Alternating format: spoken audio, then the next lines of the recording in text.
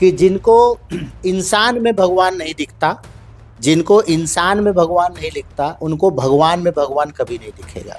क्योंकि जो शिक्षक होते हैं वही हम लोगों के भविष्य को तय करते हैं, और वो शिक्षक जो रिटायर्ड हो जाते हैं उनको कोई नहीं पूछता है। तो हम लोगों ने ये प्रयास किया कि भाई जो रिटायर हो गए वो घर में बैठे हैं, चौकी पर सोए हों, उनको कोई पूछ नहीं रहा है। तो हमने एक प्रयास किया कि भैया आप उठिए, आपके लिए भी कोई है, आपको भी समाज पूछ रहा है, आपने समाज को बनाया है, आज आप रिटायर हो गए तो आपको कोई पूछ नहीं। एक कहते हैं जी कि जिंदगी झंड है फिर भी घमंड। बिल्कुल, हाँ हाँ। तो आपको जिंदगी के बारे में आप क्या सोचते हैं?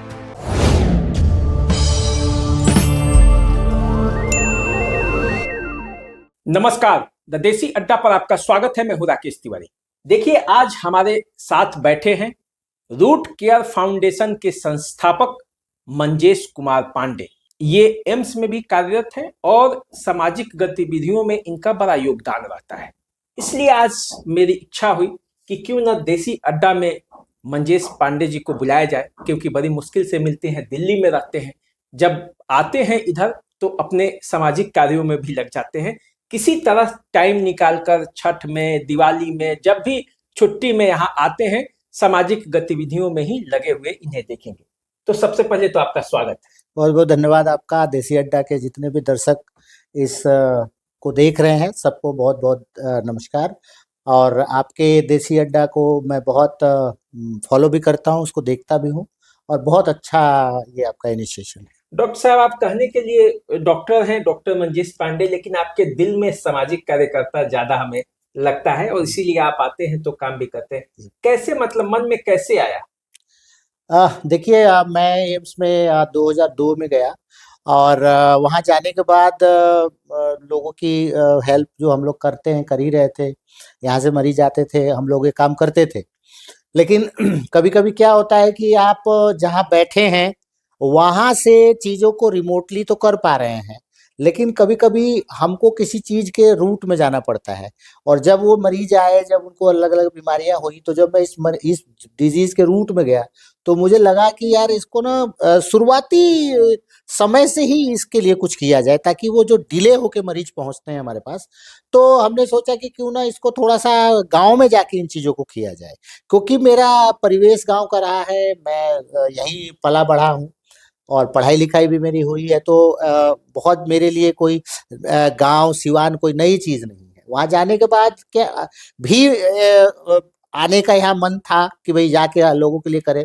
मेरे फ़ादर को कैंसर था, तो थोड़ा-सा कैंसर अवेयरनेस पे भी हम आगे बातें करना चाहते थे। तो हमें लगा कि चलते हैं एक बार जाके वहाँ पे लोकली हम चीज़ों को देखें कि कैसे इन चीज़ों को कर सकते हैं। तो इसलिए हमको वापस आना पड़ा, और वापस आके चीज़ों जो को भी करना है। मतलब हम देखते हैं सामाजिक कार्यों में रहता है, जिंदा दिल तो होते हैं, आप भी जिंदा दिल हैं। जी, जी, बिल्कुल। तो रवि किशन एक कहते हैं जी, कि जिंदगी झंड है फिर भी घमंड है। बिल्कुल। हाँ, हाँ, तो हाँ। आपको जिंदगी के बारे में आप क्या सोचते हैं? देखिए, ज़िंदगी ऐसा है कि मैं तो गाने का भी शौक रखता हूँ, मैं गाना गाता भी हूँ, अ, और जो जिसके अंदर कलाकार होता है वो ज़िंदगी को बहुत ही ज़िंदा-दिली से जीता है। तो ज़िंदगी को मैं अच्छे से जीता हूँ, और वो मेडिकल फ़ील्ड से होने के बाद ज़िंदगी को 1 मिनट में ख़त्म हुए भी हम देखते हैं। तो वो जो ज़िंदा-दिली अंदर थी, वो देख के ज़िंदा-दिली और आ जाती है कि भई जब 1 सेकंड में आपको आपको पता नहीं कि क्या होने वाला है, तो वो ज़िंदा-दिली आपको रखनी पड़ेगी, ताकि अगले सेकंड क्या होगा आपको पता नहीं है। तो हम लोग भी इन चीज़ों को उस तरीके से कर रहे हैं, और देख रहे हैं कि भई लाइफ़ में ऐसा कोई चीज़ ना हो जिससे हमें कल कल कुछ कर सकते थे, इस चीज़ का पछतावा ना तो हो। डॉक्टर साहब, आप में तो जिंदा दिली है, लेकिन इस जिंदा दिली को देखकर कई लोग सवाल भी करते हैं कि अरे एम्स के डॉक्टर वहां पे एम्स में हैं, और वहां से जब आते हैं यहाँ तो आकर सामाजिक कार्यों में लग जाते हैं। क्या जरूरत है, मतलब दिल्ली से यहाँ? कहीं मन में नेता बनने का शौक तो नहीं है कि आकर यहाँ पे इतने गतिविधियों में आप लगे रहते हैं? चलिए, बहुत अच्छा सवाल है, और बहुत ऑब्वियस सवाल है, और ये सवाल मुझसे पिछले 20 सालों से जिनके सामने भी जाता हूँ, ऑफ कैमरा, ऑन कैमरा, ये सवाल मुझसे पूछा जाता है। ऑन कैमरा शायद मेरे से पहली बार पूछा गया है ये सवाल, ऑफ कैमरा तो बहुत सवाल पूछा जाएगा। अभी जो मैं पीछे ये कह रहा था आपके उस सवाल पे कि मैं को बिहार क्यों आना पड़ा, या क्यों आप बिहार आते हैं, क्या ज़रूरत है? तो और दूसरा सवाल जो अभी आपने पूछा कि भाई आपके मन में कोई नेता बनने का तो नहीं है, तो वो चीजें अब नहीं है, कि वो बातें नहीं है। देखिए मैं बताऊं, मेरे फादर को 1984 में कैंसर था, और मैं उस समय 1 डेढ़ साल का था। तो मेरे फादर को कैंसर हुआ, मैं 1.5 साल का था, और आज मेरे फादर जिंदा थे 2025 तक, 25 में उनकी मौत हुई है। 84 टू 2015 तक वो जिंदा रहे हैं। अब आप समझिए कि 84 में उनकी डेथ हुई होती और मंजेश पांडे 2.5 साल का था, तो आज मंजेश पांडे कहाँ होता। तो मैं क्यों ये काम करता हूँ, पॉलिटिक्स तो दूर दूर तक नहीं है, क्यों करता हूँ ये मोटिवेशन आपको बताऊं। मेरे फादर जिंदा है क्योंकि वो अवेयर थे। उनको माउथ कैंसर हुआ, उनके एक मित्र थे, वो कैंसर सर्जन थे। लकीली उनके मित्र थे, वो कैंसर के थे, और उन्होंने उसको जल्दी देखा। उन्होंने सीएमसी वेलोर उनको भेजा, और उनकी उस समय सर्जरी होके वो ठीक हो गए। 84 का पेशेंट ठीक हो गया, और आज ठीक नहीं होता है। 84 वाला इसलिए ठीक हो गया क्योंकि उनको अवेयर थे, वो कैंसर का अवेयरनेस था। ये तो आपने पूरी तरह हेल्थ पर लेकर चले गए, हम्म, लेकिन जब भी स्वास्थ्य सेवा में काम करते तभी ये कहा जाता। लेकिन आप तो शिक्षकों का सम्मान कराने लगते हैं, छात्रों का को भी के बीच भी कॉपी किताब भी बांटते हैं, और भी काम करते हैं, मतलब जो सामाजिक दायरे में है, हेल्थ से अलग भी है। हाँ, तो मैं उस पे आ रहा था। तो वहाँ हमने हेल्थ की बात की कि मेरे फादर जिंदा हुए कैंसर से, तो मैं चाहता हूँ कि सिवान जिले में कोई भी मौत कैंसर से ना हो। ठीक है, उसके लिए अवेयरनेस फैलाना है पहला। अब आपने कहा कि स्टूडेंट्स को करते हैं। मंजेश पांडे जैसा एक साधारण प्रतिभा सिवान के गौर स्कूल में पढ़ा हुआ लड़का आज एम्स जैसे संस्थान में है, तो हम ये चाहते हैं कि मेरे जैसा साधारण प्रतिभा वो भी एम्स जैसे संस्थान में पहुंचे। उसके लिए कुछ जो हमको करना है, हमें करना चाहिए। अब आते हैं शिक्षकों को सम्मान करना, पत्रकारिता जगत के लोगों को सम्मान करना। शिक्षकों को सम्मान तो हमने देर से शुरू किया, हमें इसको और पहले शुरू करना चाहिए, क्योंकि जो शिक्षक होते हैं वही हम लोगों के भविष्य को तय करते हैं। और वो शिक्षक जो रिटायर्ड हो जाते हैं उनको कोई नहीं पूछता है। तो हम लोगों ने ये प्रयास किया कि भाई जो रिटायर हो गए वो घर में बैठे हैं, चौकी पर सोए हों, उनको कोई पूछ नहीं रहा है। तो हमने एक प्रयास किया कि भैया आप उठिए, आपके लिए भी कोई है, आपको भी समाज पूछ रहा है, आपने समाज को बनाया है, आज आप रिटायर हो गए तो आपको कोई पूछ नहीं रहा है। तो वो एक प्रयास है। और एक जो फाइनल बात ये है कि जैसे आप ऐसे समझिए कि जब कोई दुकान होता है, और मान लीजिए कि वो दुकानदार अपना 1-2 चीज की फ्रेंचाइजी रखता है, पर वो सारा चीजें को रखता है ताकि कोई भी आदमी आए तो उसको उसको निराशा हाथ ना लगे, कुछ मिल जाए, और उसको कुछ निराशा हाथ में न लगे। और उस दुकान को चलाने में बहुत तरह के लड़कों की जरूरत होती है, वो सारे लड़के लगे हुए हैं। तो हर आदमी चाहता है कि हम ये खरीदें, ये चीज हम बेचें, तो इसीलिए हमने अपने दुकान में सारी सामान रखा है। किसी भी दुकान को चलाने के लिए पैसे की बहुत जरूरत होती है। बिल्कुल। पैसा कहाँ से आता है कि हर साल कुछ न कुछ कार्यक्रम कराते रहते हैं, बड़ा बड़ा सब काम करते हैं। लोग कहता है कि भाई कहीं से फंड ले आते हैं, कहीं इंटरनेशनल फंड ले आते हैं, कई कई तरह की बातें हम भी सुनते रहते हैं। तो अब अच्छी चीज ये है कि भाई तभी तो आप जैसे पत्रकारों को जरूरत है, ताकि सही चीज को बाहर लेके आए समाज में। देखिए, आप उस संस्था के मेंबर भी हैं, और इस संस्था में पूरे इंडिया से लगभग 5,000 लोग इस संस्था से जुड़े हुए हैं। कुछ लोग व्हाट्सएप से जुड़े हुए हैं। जिस व्हाट्सएप ग्रुप में आप हैं उसमें 350-400 लोग हैं, लेकिन जिस व्हाट्सएप ग्रुप से आप जुड़े हो वैसे वैसे 10 व्हाट्सएप ग्रुप और चल रहे हैं, क्योंकि पहले व्हाट्सएप का 250 का ही लिमिटेशन था। तो अलग अलग लोग जुड़े हुए हैं। आप जिस ग्रुप में हैं वहां आप देखते होंगे कि भाई, तो अब ये आपको नहीं बताना है, ये हमें लोगों को बताना है। तो उसमें क्या है कि जो हमारे मेंबर्स होते हैं वो लोग आपस में हम लोग कंट्रीब्यूट करते हैं। कोई 100, 200, 500, 1000, 2000, 10,000, 21,000 भी देने वाले लोग हैं। तो उसी कंट्रीब्यूशन से हम लोग करते हैं। 10 साल हो गए संस्था को। 2 चीजें कोई खड़ा होकर नहीं कह सकता, कोई सरकार खड़ी होकर नहीं कह सकती कि इस संस्था को हमने 1 रुपया भी दिया है, और कोई भी वो आदमी जो संस्था का सदस्य नहीं है खड़ा होकर ये नहीं कह सकता कि हमसे 1 रुपया लिया गया। इस चीज का चैलेंज मैं कर सकता हूँ। तो डॉक्टर साहब आगे का क्या योजना है, मतलब आगे का योजना ये है कि हमने बहुत लोगों को ये कहा है, जब लोग कहते हैं कि कैसे चलना है, यही सही चलना है क्या? तो हमने कहा कि देखिए अभी हम लोग नेट प्रैक्टिस कर रहे हैं। एक्चुअली हम लोगों ने अभी खेलना शुरू नहीं किया है स्टेडियम में। 10 साल से हम नेट प्रैक्टिस कर रहे हैं, जस्ट समाज को समझने का प्रयास है कि एक्चुअली समाज किस तरीके से इन चीज़ों को रिएक्ट करता है। और बड़ा काम अब हम लोग करने जा रहे हैं।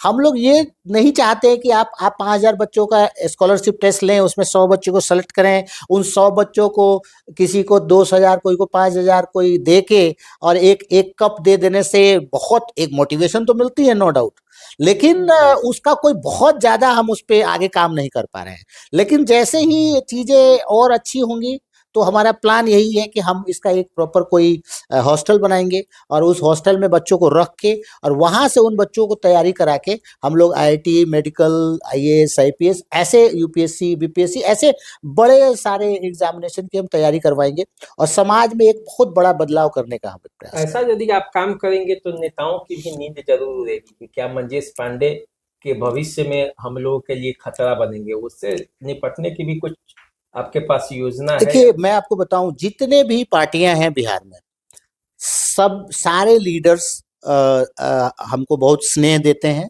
और मैं सब लोगों की बहुत इज्जत करता हूं, चाहे वो विधायक हो, एमपी हो, मंत्री हो, जो लोग भी जिले से हैं, जिले के बाहर भी हैं। पॉलिटिक्स से एक्चुअली मेरा कोई लेना देना नहीं है और अभी तक वेरी फ्रैंकली मैं आपको बताऊं, अभी तक मुझे न समाज ने कुछ नेगेटिविटी दी है। मेरे पास समाज को बोलने के लिए आज के डेट में कोई नेगेटिविटी नहीं है। समाज ने मुझे कोई परेशानी नहीं करी, लोगों ने मुझे कोई परेशान नहीं किया, एडमिनिस्ट्रेशन ने मुझे कभी परेशान नहीं किया और किसी लीडर ने मुझे अभी तक परेशान नहीं किया। तो मैं ये मान के चलता हूँ कि उनको पता है कि मैं उनको डिस्टर्ब करने नहीं जा रहा हूँ, इसलिए वो मुझे डिस्टर्ब नहीं करते हैं। एक मुद्दा बड़ा जबरदस्त है, हालांकि आप बोल पाएंगे कि नहीं उस पर, यूजीसी का मुद्दा अभी पूरे जोर पर है पूरे देश भर में। जी तो आप तो एम्स में कार्यरत भी हैं, जी। तो आप क्या इस पर कुछ अपनी राय रख पाएंगे या नहीं रखेंगे? देखिए, अगर मैं एम्स में नहीं होता, बात एम्स में होने और न होने की नहीं है, बात है आपके ऊपर कुछ रूल्स लगते हैं। जब आप एक सरकारी एक पद पे होते हैं तो उस कुछ रूल्स बोलते हैं, उसको सीसीएस रूल बोलते हैं। तो इस पे जवाब देना उस सीसीएस रूल का उल्लंघन होगा, तो इस पे मैं कुछ भी नहीं कहूंगा। अच्छा डॉक्टर साहब, एक अंतिम सवाल हम पूछते हैं आपसे। आप चूंकि दिल्ली में हैं और वहाँ बिहार का स्वास्थ्य व्यवस्था जितने लोग हैं उसके लायक उतना इंफ्रास्ट्रक्चर जितना सरकार करती है उससे ज्यादा रोगी हो जाते हैं। तो दिल्ली कहीं ना कहीं से यहाँ से रोगी जाते हैं, इसमें बिल्कुल। कोई दो राय नहीं। तो जो लोग दिल्ली जा रहे हैं एम्स में दिखाने के लिए, उनको क्या तैयारी करके जानी चाहिए ताकि वहां पे परेशानी कम हो? एक ये सवाल का जवाब आपसे जरूर चाहेंगे। ज़रूर, ये सवाल अच्छा है, इस सवाल का आंसर मुझे देना भी चाहिए। सवाल इसमें ये है सर कि इसका जवाब ये है कि हम लोग इसमें ऐसे कह सकते हैं कि इसकी 3-4 प्रोसेस है एम्स जाने का। पहला प्रोसेस ये है कि इसका एक वेबसाइट है, उस वेबसाइट पे आप जाएँगे तो आप ऑनलाइन अपॉइंटमेंट ले सकते हैं, घर बैठे, यहीं आप बैठे, आप सिवान बैठे ऑनलाइन अपॉइंटमेंट ले सकते हैं। वो अपॉइंटमेंट हो सकता है किसी में 1 महीने की, किसी में 1.5 महीने की, वो जैसे अवेलेबल होगा ऑनलाइन स्लॉट वो आपको मिल जाएगा। उसके बाद एक और आपके पास तरीका है कि वहाँ पे एक प्रोटोकॉल सेक्शन है, तो कोई भी local member of parliament Lok Sabha है, अगर उनका लेटर अगर वो बना के आपको दे देते हैं एम्स के जो सक्षम अधिकारी है उनके नाम से, तो भी आपका काम जल्दी हो जाता है। ये और एक वो हो सकता है कि एक हमारी संस्था भी रूट केयर फाउंडेशन भी एक उसमें एक मुहिम चलाई है कि रूट केयर फाउंडेशन ने भी वहाँ पे लोगों के इलाज के लिए कुछ व्यवस्था रखी है। एक लड़का हमने स्पेशली रूट केयर फाउंडेशन के पेरोल पे वहाँ रखा है। वो वहाँ पे मरीजों को इलाज में मदद करता है, उनको बताने में मदद करता है कि आप यहाँ, क्योंकि आप एम्स जाएंगे, एक समुद्र है, समझ ही नहीं आता है कहाँ जाएं, किस किस गेट पे जाएं, किस कहाँ जाएं। तो वो लड़का उसमें मदद करता है और संस्था उसको वो करती है। उसके लिए रूट केयर फाउंडेशन का पकवलिया में एक ऑफिस भी है। उस ऑफिस में कुछ लड़के ऑफिस के बैठते हैं, वो आपको यहाँ से एक लेटर बना के उस लड़के के नाम से देते हैं, और वो लड़का फिर वो भी लड़का भी मदद करने को तैयार रहता है। तो तीनों ऑप्शन है, आपको जो ऑप्शन सूट करे वैसे कर सकते हैं। तो देखिए, ये थे रूट केयर फाउंडेशन के संस्थापक डॉक्टर मंजेश कुमार पांडे। एम्स में कार्यरत हैं और सामाजिक गतिविधियों में आपके बीच रहते हैं। तो आज ये आए, बहुत बहुत धन्यवाद डॉक्टर साहब। जी बहुत बहुत धन्यवाद। जी बहुत जरूर, बिल्कुल। और आप मेरे अच्छे मित्र हैं, और इस मित्रता को वो करने के लिए मैं आके आपके साथ बैठा, और इंटरव्यू ठीक है, आपके साथ बैठने का मौका मिला। और एक जो मेरा मेन मोटिव है या जो गोल है मैं कहूँगा, और ये सबको इसको फॉलो करना चाहिए। हम लोग पूजा पाठ करते हैं, हम लोग मंदिरों को बनाते हैं, मंदिरों में दान देते हैं, वो सब भी अच्छी चीज़ है, लेकिन कुछ हम लोगों को इंसान के लिए भी करना चाहिए। तो मेरा एक जो लास्ट लाइन है, जिनको मैंने अपना गुरु माना हुआ है, अश्विनी जी हैं, हमारे गुरु, वो वृंदावन में रहते हैं, वो एक बात कहते हैं, वो बात मैंने हम अपना मोटिव बनाया है कि जिनको इंसान में भगवान नहीं दिखता, जिनको इंसान में भगवान नहीं दिखता, उनको भगवान में भगवान कभी नहीं दिखेगा। ठीक है, और इसी शब्दों के साथ बहुत बहुत धन्यवाद आपका, आपने मुझे बुलाया। Thank you. तो चलिए, आपने देखा कैसे डॉक्टर साहब जिंदा दिल इंसान हैं और आपकी मदद के लिए हमेशा तैयार रहेंगे। तो चलिए, मिलते हैं अगले वीडियो में। तब तक के लिए नमस्कार।